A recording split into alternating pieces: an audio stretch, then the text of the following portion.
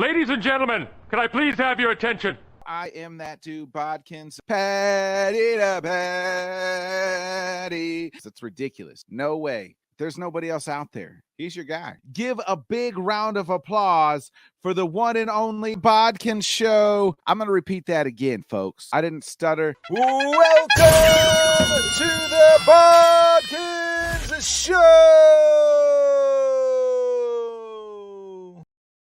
Good morning, everybody. Welcome to the Bodkin Show weekly wrap-up. Welcome back, folks. I am that dude, as always, Bodkins. Man, what an incredible week we've had so far here on this channel. We got more things to come. Before we get into the wrap-up, as always, but let's talk about all my life events that have happened in this past week, what's been going on here. Sunday morning, the boys joined. We did our second episode of Head Kicks and Haymakers. Look that up. It's actually episode 1 listed on the channel because I like to do the preview and post shows as separate. Episode 1, that was this Sunday. We talked all things UFC. We'll get into some of that stuff here at the end, as always. But talked a little, matchmaking, Connor's future, things like that. Also, Sunday night, to make sure you check out, we had sweet baby Ray Hayes on. He is the MMA Fight Hard lightweight champion. And this Saturday, good luck to Ray.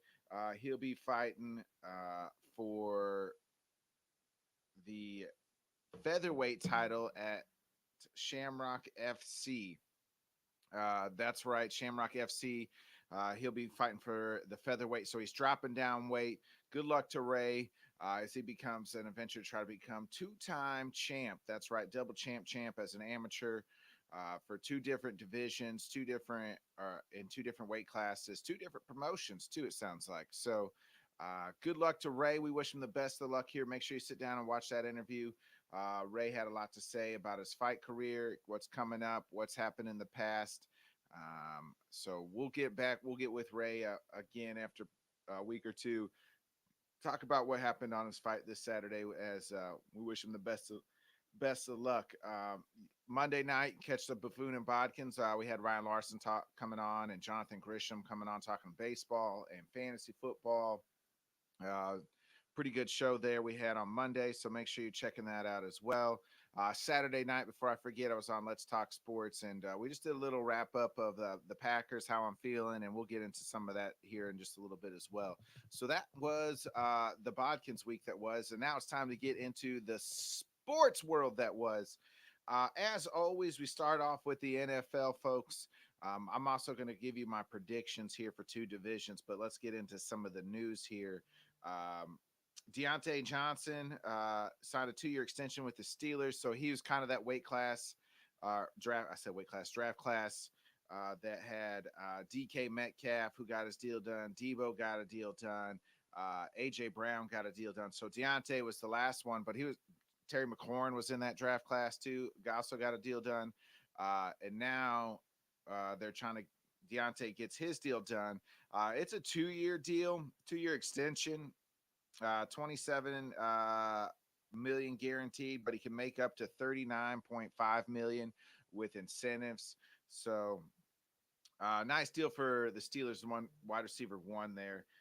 It looks like, if Chase Claypool can get his head out of his butt. They also drafted Pickens as well from Georgia.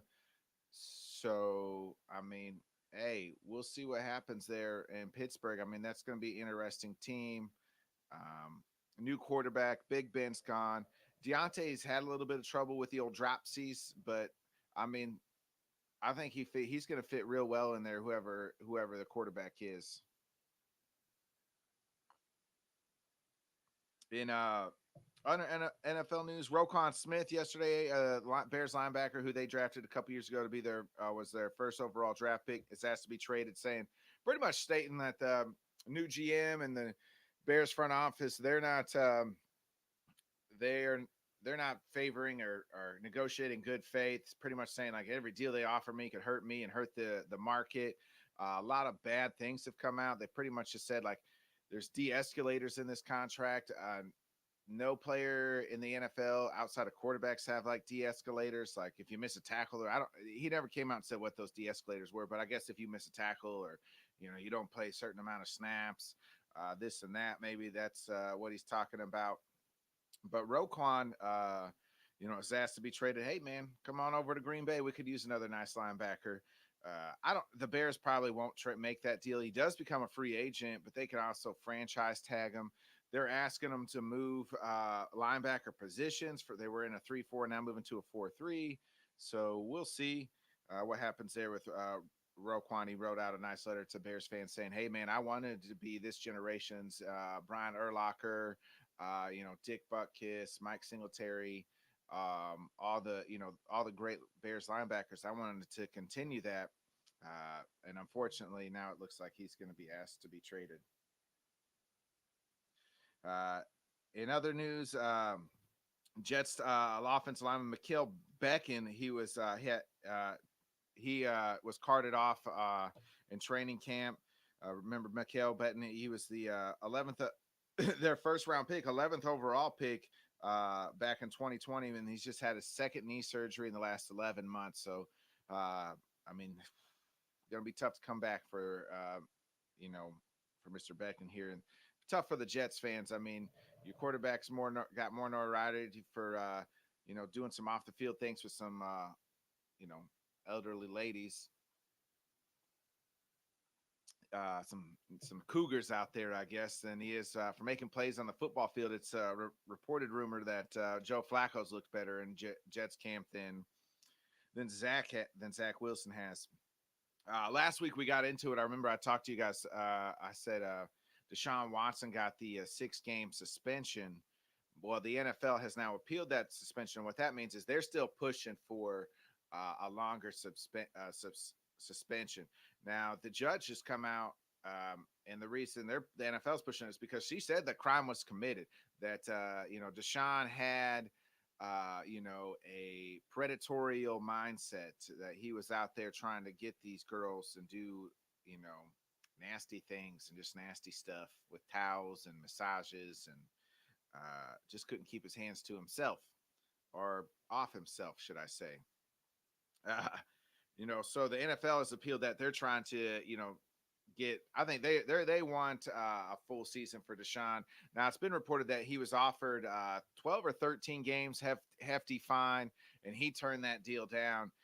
So he must still feel pretty confident that this 6 games going to stand. Now it's going to see another judge who is head into criminal stuff, but we know Deshaun's not going to be on the field for the first 6 games. We'll see what happens, after that, whether it's going to be more or not. That pretty much sums up the quick NFL news before we break down 2 divisions here that we're going to break down. Pulling up my phone here so I can pull up all this. So the first division is my own division here, the NFC North. We'll just do the NFC, two more NFC divisions, and then next week we'll do our last NFC plus 1 AFC. Football's right around the corner, folks. They said this weekend's the last weekend we have without professional football or college or football altogether, I guess. I don't really consider preseason. I don't watch hardly much. I'm not going to lie to you, folks. But my first, so we get into the NFC North. We'll go bottom to top again, and then we'll recap. So the 4th team is the Bears. I just think that I think Justin Fields, I think the world of this kid. I think he's got talent, but he doesn't have much talent around him. You're looking at your wide receiver 1 being Darnell Mooney. You don't have a second wide receiver at all. Everybody's talking about Equanimous St. Brown. I'll pass. Seen him in Green Bay. Maybe you got Brian Pringle. Nope. Not much of an offensive line. Their offensive line's been banged up. That Tevin Jenkins, who they drafted like second round last year, they're talking about trading him. Missed all of last year for the most part. They do have David Montgomery, which is nice. That defense, Gone is Khalil Mack. You know, who knows what happens? We just talked about Roquan. Who knows what happens with Roquan?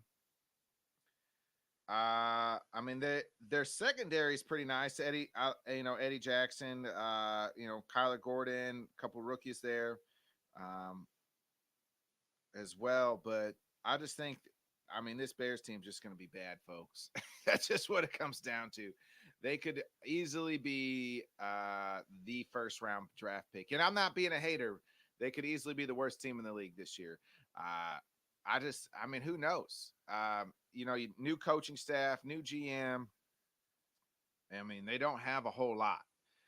Not a lot of playmakers on the offensive side. Um, they didn't do any field. Everybody was already questioning Justin Fields, and then I know this GM and this regime didn't draft Justin Fields, and they'll always use that as a crutch, probably. But here's the thing: like, I get you didn't draft the kid, but help the kid out. You didn't do him any favors in the draft or in not going out and getting anybody in the draft. Yeah, or in free agency. It's not like they brought in, key wide receivers here or even a good veteran wide receiver. The Bears are in full blown rebuild. I mean, that's why they got traded Khalil Mack and everything else. The number 3 team here, this is going to surprise some folks, and they could easily be the number 2 team, but I just got a feeling, and we'll get into it. But number 3 here is the Minnesota Vikings. New coach, and it comes from the Sean McVay tree. So I mean, it's not a bad tree to come from. My own team comes from that tree, which again we'll get into a little bit. But offensively, man, they got some weapons. I mean, and this is probably stupid of me for picking them third, and but I just have a feeling, just something about the other team that I'm over. I'm about. Kirk Cousins. I mean, Kurt's not. It's just I'll never buy into the Kirk Cousin hype train. I'll never. I just don't see it. You know what I mean? Guys lost too many big games. I don't think he's going to be a guy that's going to lead you to the promised land. They got all the pieces around him, though. I mean, Dalvin Cook, top 5, 6 running back in the league, maybe top 3. Justin Jefferson, top 5 wide receiver in the league at wide receiver 1. You have the crafty Adam Thielen. He's talking about how good this team can be, and he seems motivated.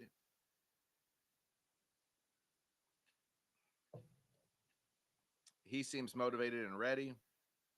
And if Adam Thielen's your 2 on your team, you got a pretty good, solid wide receiver core. KJ Osborne as well. Tight end Irv Smith, he's got some talent, but can he stay healthy? And then you get to the defensive side. I mean, Neal Hunter is one of the best linebackers in this division. They did add Zadarius Smith from the Packers, but I mean, that'll be if he can stay. Can he stay on the field? That'll be a huge question mark for them. Still got Patrick Peterson. Harrison Smith is still a stud. Jordan Hicks, they added, Eric Kendricks. Their linebacker inside is not that great. And, outside of Neal Hunter, I just, it'll be new. It's not that I'm hating on Minnesota, and that's the reason I'm picking their 3rd team.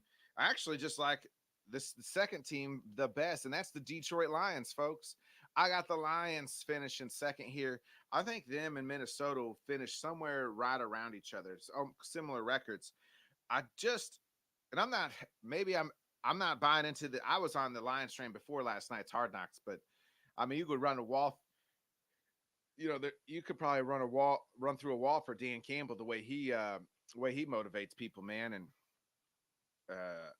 I just like what they added to their team. Adding Jameson Williamson in the draft. They had DJ Chark. I added him as well. Swell coming back his 2nd year. TJ Hawkinson, still, if he can stay healthy. The offensive line's pretty still decent. DeAndre Swift, very capable running back. Jared Goff. I mean, I always say when it's a tie, when 2 teams are tied I always say, hey, what's the most important position in football?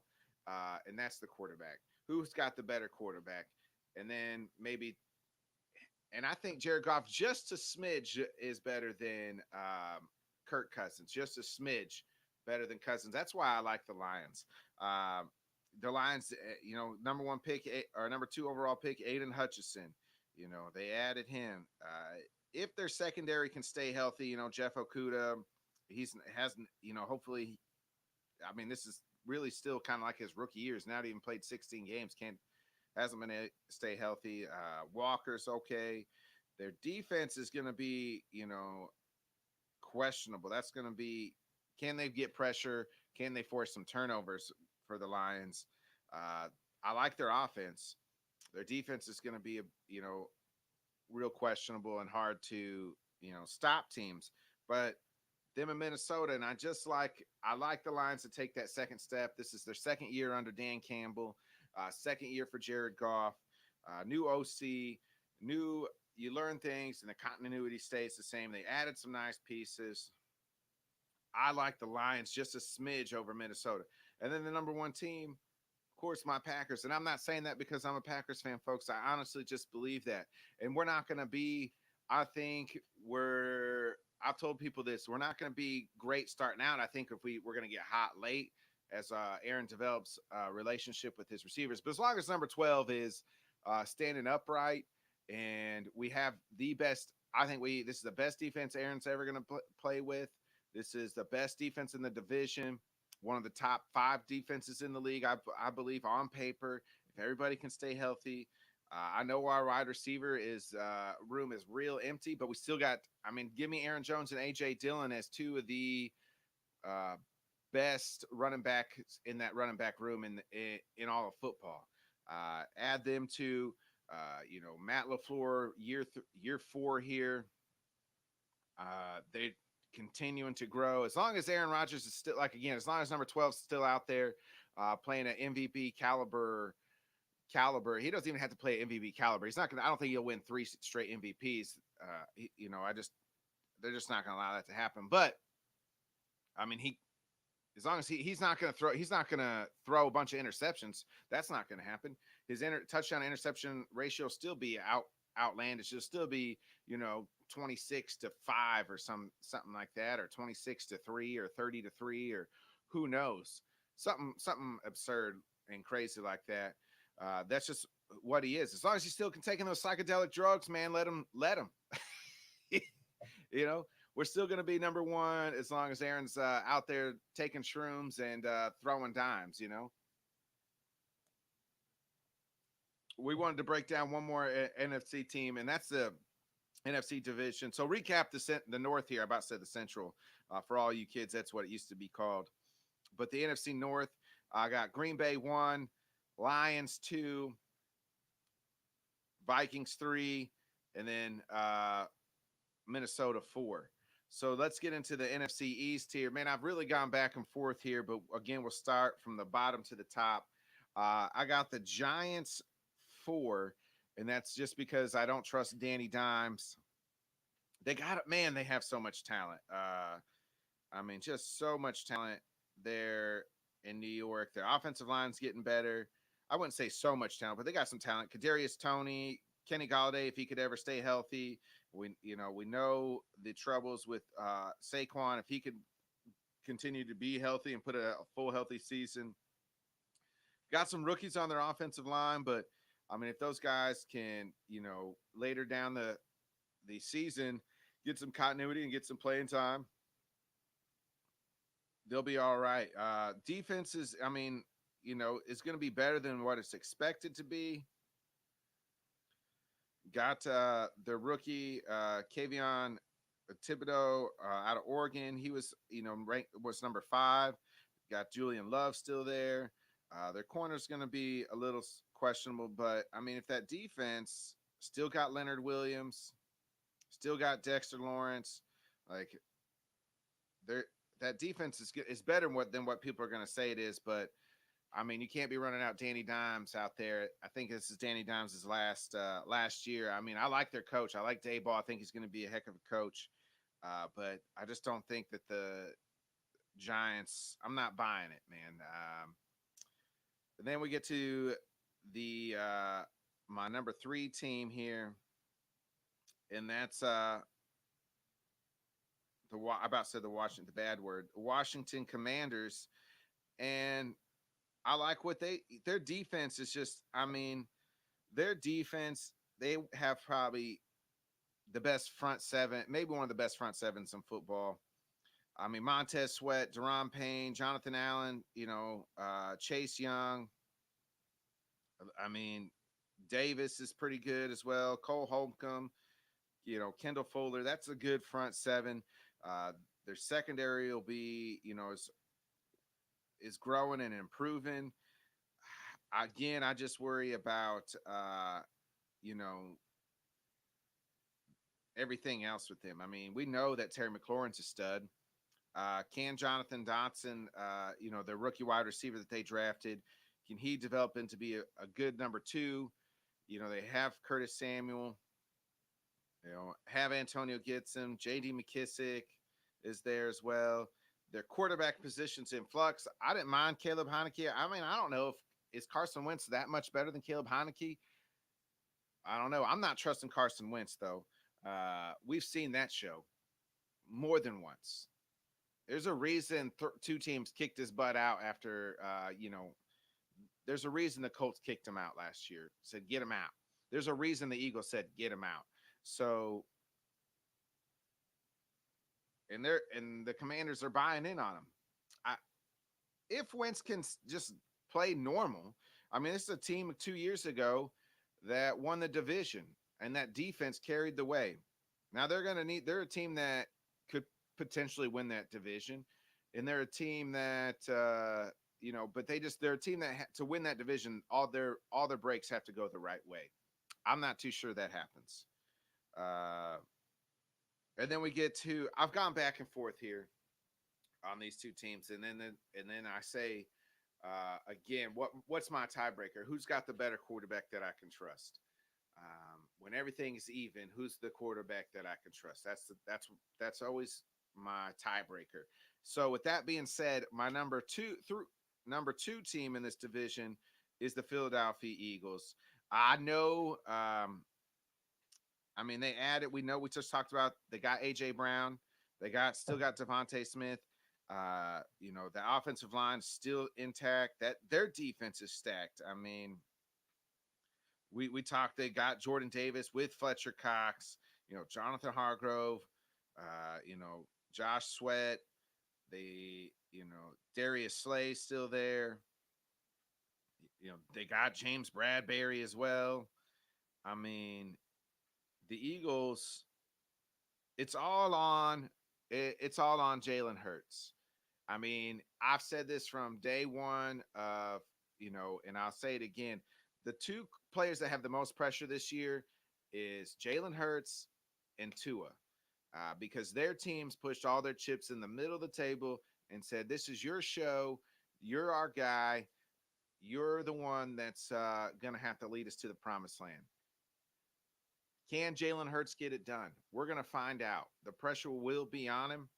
But I got Philly as the number 2 team. And then it pains me to say this, but how about them Cowboys to win your NFC East for the 2nd straight year? Now, I know that's even crazier because this division, no team has won this division like back to back in like several years. But I think the Cowboys can get it done if they can stay healthy, which they're already not healthy. That's tough. I mean, I love CeeDee Lamb. I think Michael Gallup, when he comes back, can be huge for them. They still have a good offensive line. I mean, it's not as good as it once was a couple years ago. I love their running backs and Zeke and Tony Pollard. We'll see what happens with that defense. That defense came on strong. Another year with Micah Parsons, now year 2, I think he's going to be even better.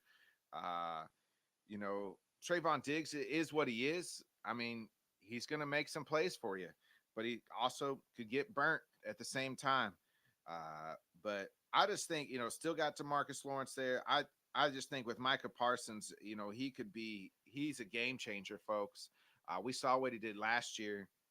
Imagine what he's going to do in year two now as well. So I don't like their head coach. I mean, I've been on that. I'm not, and that's so I think the Eagles, Sirianni and McCarthy are about even. So the only reason I took the Cowboys is because of Dak Prescott. I've seen Dak, I've seen him get it done. I trust him more than I trust Jalen Hurts. So I give the edge just enough to the Cowboys. So to recap the NFC East here, I have the Giants at 4, the Commanders at 3, Eagles at 2, Cowboys at 1. So Cowboys 1, Eagles 2, Commanders 3, Giants 4. That's the NFC East. And we'll break down 2 more divisions next week. We'll get into NBA news. Not much news here in the NBA, but I got to talk about a few things I meant to talk about here earlier. Draymond Green has come out and said, hey, Golden State, pay me my money. Pay me. I want to be a max player. You guys wouldn't be NBA champions. You guys wouldn't have won the championship without me. Draymond Green woke up and thought he was Steph Curry. That's what happened. Draymond Green is out here trying to get clickbaits for his podcast. That's what's going on. Draymond knows that he's not the best player on that team. Draymond knows that his best basketball days are behind him. He's trying to get some money. That's why he's starting up this podcast, trying to start different things on TV, because you know what? Draymond knows that he is out of that big 3, he's the first one that's going to go. They can win a championship without Draymond Green. You can't win a championship without Stephen Curry. You know why? Because he's one of the top 5 best basketball players in the NBA, the greatest shooter of all time. That's who deserves another extension. Give that man his money. Draymond was nowhere to be found a lot of times in that finals. He's going to get replaced by Weissman and a couple other guys, Kuminga. Wiggins outperformed him. He was more of the bigger 3. Jordan Poole. Keep those guys around and get rid of Draymond Green and get rid of the headache and problem that Draymond brings. I mean, he's a dirty guy. I mean, he does a lot of the dirty work, and he's a guy that can be a leader. But Draymond's getting too big for his head here. It's time for Draymond. If I'm the Warriors and Draymond says, hey, man, I want a contract extension, I'll say, see you later. You can get a contract extension playing for the Sacramento Kings or somebody like that. See you later. Where, that core will have to break up, and I'll keep Clay and Steph from that 3 before I ever keep Draymond Green. There's a lot of guys that can play like Draymond Green. A lot of guys who are undersized, but aren't less, and can do the dirty work and be a great role player than Draymond is. Draymond's best basketball days are behind him, folks. Draymond, stop, Draymond, stop. From one crazy story and one, I guess, one guy from just, I don't know. I don't even know what the word is. From one wannabe superstar to a superstar. Now it's been reported that KD, Kevin Durant, remember he's still searching for a trade. The Nets haven't traded him yet. Unless it's Boston, I don't think that deal gets done. I still believe that they're going to keep KD. I've said that before. I'll take, but KD's wants the GM gone. How you gonna want the guy that brought you in and is willing to do everything and anything for you to be gone so you can boss around somebody else? Makes no sense. So speaking of Nets drama here, it was reported. Now this is it was reported that they had asked Simmons in a group chat to play game 4 of the first round series against Boston, and then Simmons dipped out of the group chat. Now it's been reported that is false, but I mean, the fact that was reported and the fact that everybody believed it was like, yeah, I could see that, shows you exactly what the world thinks of Ben Simmons. I guess that report, Shams Charano's reported that report is not true. But I mean, I think it was Rick Bucher I seen had said that that report was true. So I mean, you got a reputable source that says that was true. But the fact that everybody's like, you know what? If there was one guy that was like, hey, his teammates asked him to play and he dipped out of the group chat, probably be Ben Simmons, that or Kyrie Irving, right? So, I mean, uh, wow. What is Ben Simmons? We were in my group chat with Kenny and Craig, and Kenny kind of asked, "What's Ben Simmons got to do to like get the media and get people on the side?" And I just said he's got to win a championship. Like, I mean, Ben Simmons leads a team to a championship, then all this bad crap about him will go away. But I just don't think. I think the guy, to me, uh, oh shoot, we'll get into that. Just breaking news real fast. But anyway, I forgot. Oh, to me, Ben Simmons rather be a celebrity than a NBA player. Now the problem is he's got to continue to be somewhat of an NBA player to be a celebrity. Ben Simmons wants to be who's that guy that married the Kardashians? Humphreys. He'd rather be a role player, Humphreys. But the fact is, and be on reality TV shows and hang out with the Kardashians, then be lead a team to the NBA championship. That's just my take. I don't know the guy, never met the guy. That's just what I see from the outside. I could be dead wrong, but he hasn't proved me that I'm wrong. The problem is Ben Simmons was number one overall draft pick, so he can't be Humphreys. He can't be a role player. He's supposed to be a star. Hey, learn to shoot the damn basketball, bro. Get on the court. All right, let's get into some baseball here. I told y'all we'd be bringing out the old Bodkins baseball power rankings. That's right, the BPBR, the Bodkins baseball power rankings.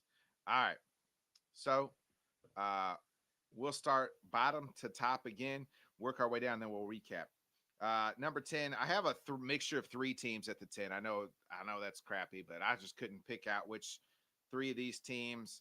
They're all three are 5-5 in their last 10, but the Mariners, Braves, Blue Jays, they're all in that bottom 10. All three fighting for a wild card spot. Pull up standings here real quick. Blue Jays are in that wild card spot with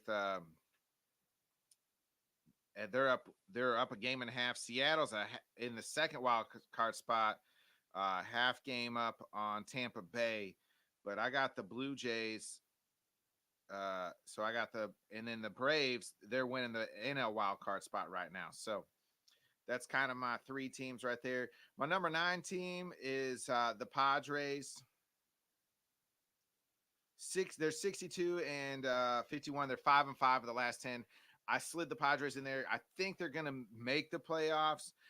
They're a game back of the Phillies right now for that second wild card spot, and we'll get to the Phillies here in just a little bit as well. But the Padres, they made that nice trade. It's going to take a little bit of time, but they're just so talented on all. I mean, that roster's so talented. I hope they get into the playoffs just because they're so talented. Now, my number 8 team, this is going to surprise some people, but the Baltimore Orioles, baby. Baltimore Orioles 58-52. They're 7-3 in their last 10. I mean, they've been one of the hotter teams in baseball. They're only a half game back of the wild card. Man, I'm kind of rooting for them, but I kind of picked I picked the Blue Jays at the beginning of the year to win the East, but now and they're not going to obviously do that. And I'm rooting for the Mariners, so maybe I should just root for the O's and the Mariners, but I don't think the O's will get in.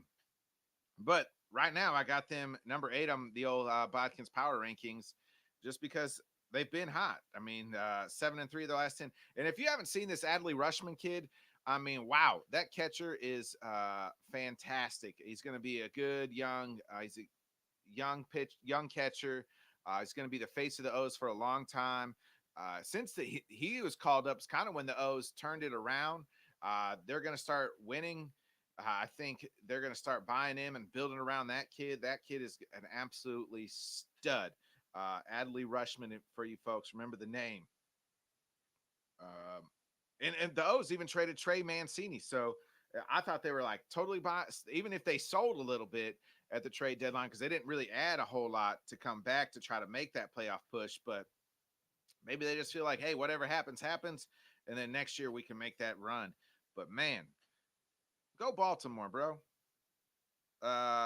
Let's see. My number 7 team here. I got the Cleveland Guardians. They're 57-52, winning the AL Central. They've won their last 3. They're 6-4 in their last 10. Them and the Twins are tied. Minnesota or the White Sox a game and a half back in that division. So that division's really up for grabs there. But I got the Guardians as number 7 in the old Bodkins Power Rankings. My number 6 team, it pains me to say it, but this is what they do every year. I've said this on other shows. The St. Louis Cardinals, they're 60 and 49, 8-2 in their last 10. Their game up on the Brewers in the NL Central. This is what the Cardinals do. They're going to take off right now. These last month and a half of the season, they're going to win the division. They're probably going to make it to the NLCS because again, that's just what they do. That's who they are. It's just the Cardinals. And I hate them because this is what they do all the time. I've seen it my whole life. They are not very good the first half of the season, and then bam, second half of the season they take off. The Brewers are trading their catcher. We talked about that last week. The Brewers are falling off, and this is where the Cardinals are going to take them over and never look back and win that division. And I hate it. But I got them number 6 in the Bodkins Power Rankings. My number 5 team, I just mentioned them earlier, the Philadelphia Phillies. Man, have they been hot. And you're like, man, earlier in the year, you almost forget that they fired their manager, Joe Girardi. It's no wonder they fired him because they've been a lot better since. The Phillies, 61-48. They've won their last 6, so they're real hot. 9-1 in their last 10. And I could have put them higher, and I should have probably put them higher because how good they are and how good they're playing. The Phillies right now, I just said that they're the second, their game up on the Padres and Milwaukee for that second wild card spot. They look to be getting, that's going to be a race. We'll see what happens here. See if the Phillies can sneak in. I hope they don't because I was on this podcast. I commented on a different podcast, and these 2 Philly fans were like, "That's the dumbest take of all time." Usually, because I said they should have been sellers, and they're like, "That's the dumbest take of all time." Blah, blah, blah, blah, blah. Well, guess what? They're still not going to win the World Series, so it doesn't matter. So you should have sold anyway. Now, I hope you don't win the playoffs. Yeah. Anyway, just so I can pull that clip back up and be like, I told y'all I was right. Anyway, and then we get to the number 4 ranked Bodkins Power Rankings and I got the New York Yankees. Overall, they're probably one of the best teams in baseball, but I like to make my power rankings a mixture of what's going on and overall season. So the Yankees are the number 4. Yankees are 71-40, but the problem is the Yankees have been losing a little bit here, folks. They're 3-7 in their last 10. So their last 10 they haven't been that hot. Then we get to the number 3 team. We get the Astros. They're 71-40. Them and the Yankees are battling for that number 1 spot in the AL. They'll probably clash with each other in the ALCS. That'll be a great series. I think they're the 2 best teams in baseball, top to bottom. But the Astros 5-5 in their last 10. And then we get to the number 2 team. I almost had them as number 1, but the New York Mets, they're 72-39. DeGrom is back. They got Scherzer. I mean, that Diaz, when that plays, that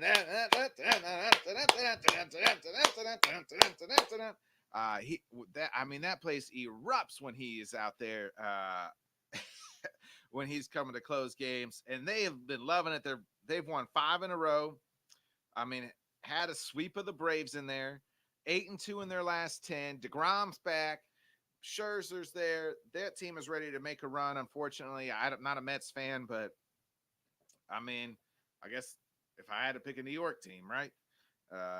Then we get to the number one team right now in baseball, number one ranked in the old Bodkins Power Rankings, the LA Dodgers, 76-33. They've won 9 in a row, and they're 9-1 their last 10. I mean, that team is they just continue to be good every year. They didn't even add and go out and make that big splashy move at the deadline. They just stayed pat, stayed ready, ready to make a run. Remember, they won the World Series 2 years ago, lost in the NLCS last year. I mean, they're just every year they're there. Every year they're there. Every year they're ready to make a move. They always bring in the right guy at the right time. Dave Roberts is a heck of a manager, been there, done that. So Dodgers. So to recap the old Bodkins baseball power rankings here, I got Dodgers 1, Mets 2, Astros 3, Yankees 4, Phillies at 5, Cardinals at 6, Guardians at 7, O's at 8, Padres at 9, and then a 3-team tie race at 10, Mariners, Braves, Blue Jays. We're down in the final stretch of the baseball season, folks. We'll probably do maybe at the end of the month, beginning of September, one more last power rankings, and then we'll break down the playoffs when it gets here, baby. We're finally at the almost the end of the marathon of baseball. Couple playoff. There's only a few divisional races that can happen. The wild card's still pretty much wide open, as we alluded to. Now let's get into the final UFC news here. I actually just popped up. I got a breaking news. ESPN, or who was it that reported this here? Hold on a second. MMA Junkie is reporting that Uriah Hall retires from MMA. And if you remember Uriah Hall, he was on tough, had the great knockout, reached some higher levels in the middleweight. In fact, before his retirement, I can tell you what he was ranked here. He was ranked, just always seemed to, he was ranked number 12. I'd seen him as high as ranked like number 6 or 7 before his last few outs, but the last few times he's been losing. So Uriah Hall has retired from MMA, folks. So he gave us one of the most vicious knockouts in all of tough history. And speaking of tough, we had some tough finales this past Saturday. And then on that same card, Jamal Hill had a nice win, beats Thiago Santos. Jamal Hill, who was ranked number 10 in that division, is now ranked. Let's see, I pulled up the new rankings here. Jamal Hill moved up 4 spots, is now ranked number 6 as he beat Thiago Santos. Thiago falls all the way back to number 9. Big win for Jamal Hill. He now has arrived and is in that, upper echelon of, in that light heavyweight. The problem is for him, I don't know who he fights above him. I'd like to see him and Dominic Reyes. That would be a good fight, as Reyes hasn't fought in a while, but he's ranked number 7. Also, on that same card, Jeff Neal versus Vincent Lucay. Jeff Neal had a huge knockout. Look, that was the best Jeff Neal we've ever seen in the UFC. Jeff Neal was ranked number 13. Vincent Lucay was ranked like number 7, but now Jeff Neal's moved up 5. Vincent Lucay was ranked like 6. But now with that big win, Jeff Neal moved up 5 spots, is now ranked number 8. Vincent Lucay falls down all the way to number 9. Huge. So that was a huge win for Jeff Neal. He calls out Gilbert Burns. I'd like to actually see him fight Jorge Masvidal, who actually is ranked below him now. So,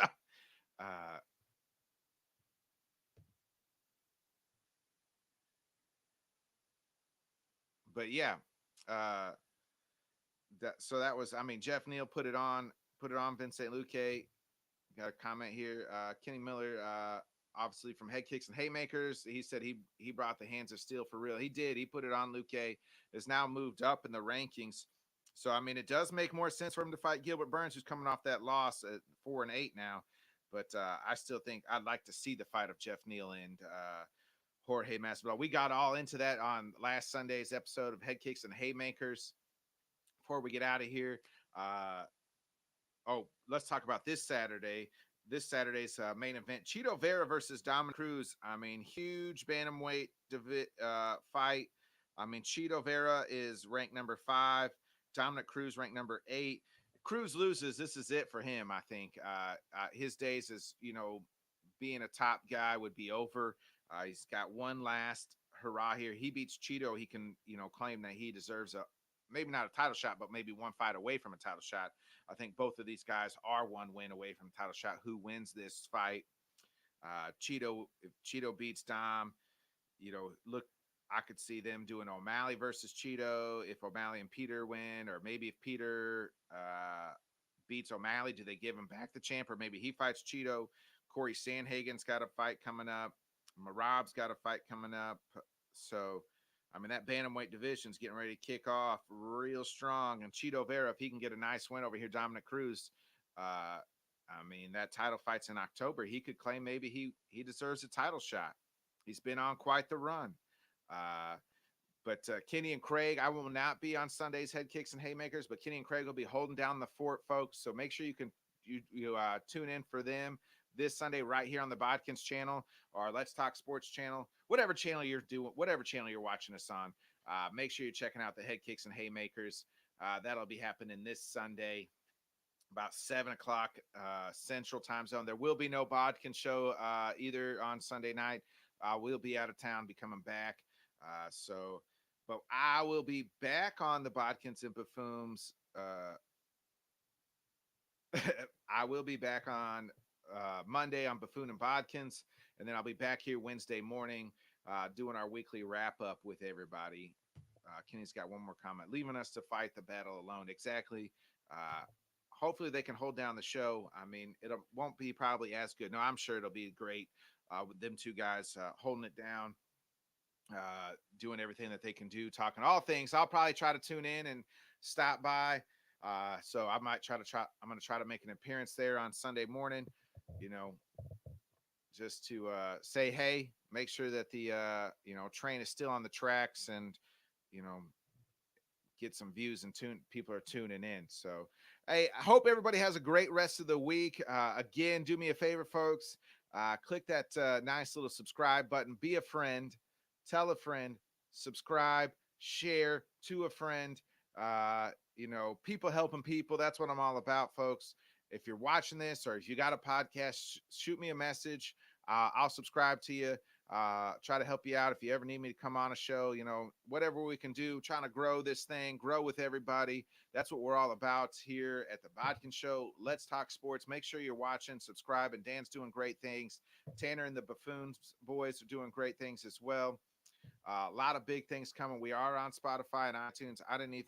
This whole show, I didn't even have one dang ticker going, but the ticker, that's my bad. That's because Kenny's not here running the show for me. Clicking all the buttons. But hey, appreciate it. I'm going to hit the old outro button and we're going to get out of here, folks. Y'all have a good rest of the week. I'll catch you back on Monday, Buffoon and Bodkins, and then right here, the Bodkins Show weekly wrap up on Wednesday. Again, check out Head Kicks and Haymakers. Kenny and Craig are going to hold down the fort for us. We'll see y'all when we see y'all. Have a blessed week, y'all.